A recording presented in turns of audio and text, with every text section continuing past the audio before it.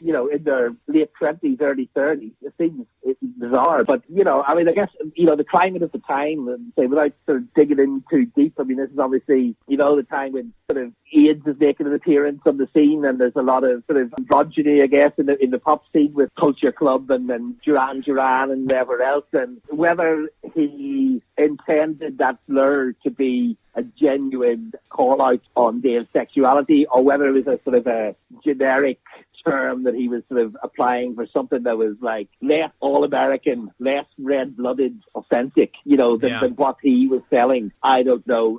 I'm sure it's not necessarily period that Tommy looks back on with a huge amount of pride, as he's sort of grown and developed as a person. But these were different times. That kind of insult and slur, I guess, stuck, with people, and is something that people would repeat in playgrounds and in colleges and the bars and whatever. And, there's some comment that Sam made to me, he said, like Howard Stern says, if the people who liked Dave met Dave at a bar, they'd want to kick his ass. And the element of that you can see. It's almost like he was trying to take down his legend because he had already established himself as a legendary figure in Van Halen. He was almost like chipping away at the Van Halen history so that people will look back at Dave in a different light. Do you also think that had Dave's movie actually come out, it would have significantly hurt him? Do you think that would have been a bomb? I don't know if you've read that. I'm sure you have read the sort of synopsis and stuff of what Dave talked about that. Revisiting that section, to me, was one of the most extraordinary episodes, again, of the whole story. The film plot is absolute nonsense, but it's also absolute nonsense sort of tinged with weird xenophobia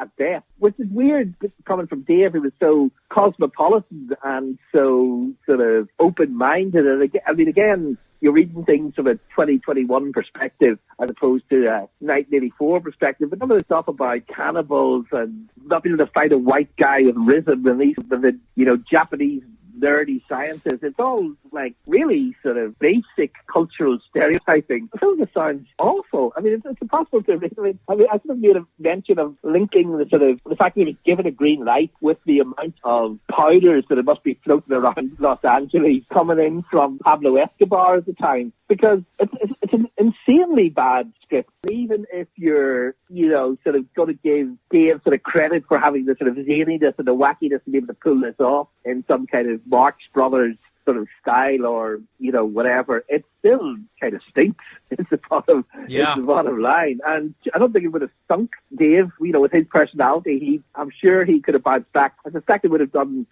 quite a big body blow to sort of this Teflon character that he'd created. Like I say, everything, he had that Midas touch at this point, and it's hard to see how that Midas touch could have survived the reviews that surely would have, piled in. Obviously, we're talking about a synopsis of a movie. Maybe there was more subtlety and wit and nuance when it would have been in the can. In black and white on paper, it just sounded like the most ridiculous, scribbled on a napkin one night while everyone was out of their gourds. It's best for everyone. I think it never happened. Yeah, and on page 198, you talk about the Nirvana incident with Eddie. Eddie calling himself washed up, Nirvana not allowing him to go on the stage. What the hell do you think that was all about? I think you're just going to have to sort of attribute that to alcohol, basically. It seems astonishing to anyone who sort of have followed Eddie's career, the notion that there could be insecurity in there. But it happens, the most gifted artists do have an insecurity, and it'd be easy to see the new kids on the block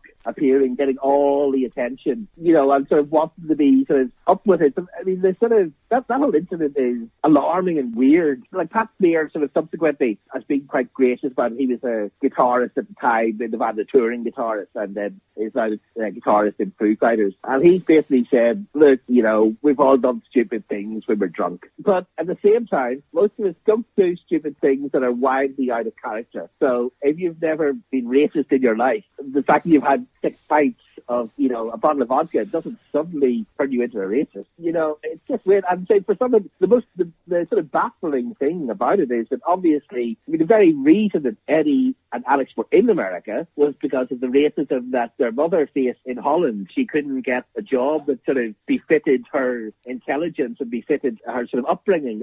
She, was a sort of an educated lady, and being over there and sort of being from Indonesia, suddenly she was just wanted her as a cleaner. She hadn't got these sort of white-collar opportunities afforded to her, which affected the family and was, literally the reason that they actually came to America. And obviously then, in the first weeks in America, Eddie and Alex are getting all this racist abuse at school. And, Eddie has said, the white kids sort of tortured me and the black kids are my friends. To then go from that to sort of an incident where, it was so sort of clumsy and just awkward, and it's not like a full-blown racist incident, but it's like enough of sort of the atmosphere and the words you're using and the sort of intonations are of that nature. And, I think one of the sort of telling things was that, there's a guy, Dave Mackey, who was, with Nirvana at that time, and he had done a Sonic Youth documentary, and he, was sort of one of the eyewitnesses to that, but he made a point of saying he turned off his video camera because he thought, this is embarrassing, this is awkward, but it's also someone who's ill. It's not some, sort of dyed-in-the-wool racist coming up and saying, making comments. It's someone who's confused and ill and just a bit lost, really, and say, obviously, that sort of footage, in some sense, would have been golden if had they decided to not frame Eddie, but to sort of document exactly what went down. But the fact is, out of sort of, I guess, respect for a human being who's obviously in a really, really bad way, he turned off his camera and everyone was sort of like, they just wanted to stop. They just literally were, closing their eyes and please just make us go away. Yeah, they didn't want to. They know that the legend that is Eddie Van Halen, it's just excruciating for everyone. Yeah. And on page 200, you talk about Eddie's affair with Andy Remington. Do you think that was sort of the beginning of his downward spiral right there? I find it very hard to sort of talk about that sort of downward spiral. There's a point when I was doing the book, because obviously those years are sort of well documented and people were like horrified, and the photos are out there, even when it came to choosing photos from the book, there's photos that are distinctly less than flattering. And I sort of made the call to be like, I really don't want to be sort of kicking someone when they're down. Alcoholism and addiction, these are diseases, these are not these are something that can happen to anything, and it's not related to your status and it's not related to your fame, all that sort of thing. And I think, again, it's hard to be on the outside of that and sort of know the full sort of horrors of what Eddie and his family, by extension, we're sort of going through at that point. There was obviously a history of infidelity long before, things had sort of got to that point. And it happens in regular people's lives, and it happens for 101 reasons. And, it's impossible to sort of pick through the bones of some of this stuff and see why somebody does this stuff. So I guess there was a carelessness going on due to how much else, was clouding Eddie's sort of personality. And when you're a little more composed and a little more together, you'd be better at hiding things. But when everything's a shambles, you get sloppy and you get careless. And to be photographed in your marital bed with, things that are very, very compromising and impossible to back away from.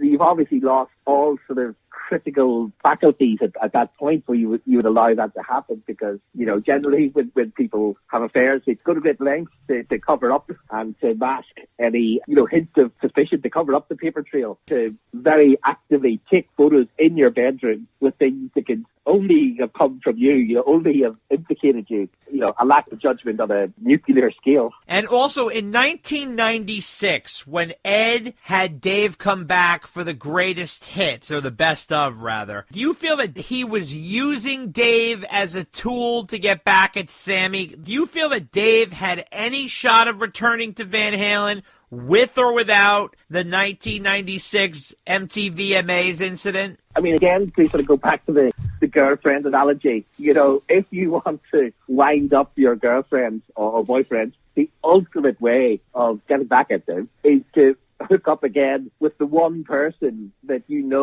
that they despise and they were insecure about. Right. That they hated every element of their being. So, as a sort of, whether there was sort of an element of pure vindictiveness to that extent, but it would be like if Eddie was annoyed at Sammy, which, surely he was, then really it was like, it's going to take you 5 seconds to think, what would annoy Sammy more than anything? Getting back with Dave. Sammy was very much dispensable. He was a substitute. He was on the bench, a makeshift for that time. That's obviously not how it was. But by immediately just taking Dave back in, it's almost like, the last 10 years never happened. That was all a dream. The J.R. Ewing thing, Bobby Ewing thing, it's like, yeah, that never happened, and now we just get on with it. And, what sort of more simple way could there be of sticking a knife in than just to immediately go out and bring your ex back into the fold? So then why do you think he didn't just stick with Dave? Why do you think he dipped his toe in the pool and aborted? It seems like the MTV VMAs wasn't exactly that big a deal. It's not like Dave did anything that was so unforgivable. It was a little weird. Like, why put him out in front of the public like that, only to pull him away, only to make the next guy's job 10 times harder and put the band in a precarious position? He severely damaged the reputation and the brand of the band by doing that. What do you think was behind that all? Again, I suppose we have to sort of imagine the scenario where there's an awful lot of substances being ingested and that perhaps Vision isn't 2020 at the time. I think it was the obvious thing to go and get Dave back, but then very, very quickly, if you've split up with someone, usually it's for a damn good reason. And even if you reconcile and certain things are like, oh, this is cool, this is like, I remember how this was fun, then very, very quickly, the reasons why you're not together in the first place tend to raise their heads too. I can imagine that it all seemed like fun and games and like the right thing to do and the ultimate sort of finger in the air to Savvy in order to sort of say, hey, thanks for sitting in, but we got Dave back and now this is a real band back. And that's cool. And everybody was so excited. I mean, I mentioned the sort of the Inside magazine and how excited those guys were in their sort of editorial about it. This is the biggest, music news of the decade. Got Dave back. Well, there was such huge excitement around it, because it was just going to pick up where we left off and see most straight ahead. But yeah, they're just the today realities of being in a room with someone and you go, ugh, literally all those things irritated you from 10 years ago, they're all still there, maybe even more so, because that person has also got a little boost of confidence again by sort of thinking, hey, they need me. They need me back in this. They can't, this is how it is. This is a match being in heaven kind of thing. I can imagine day to day very quickly, this has been a catastrophic mistake. There's a reason this guy is not in the band. I mean, that's literally what they said in the statement.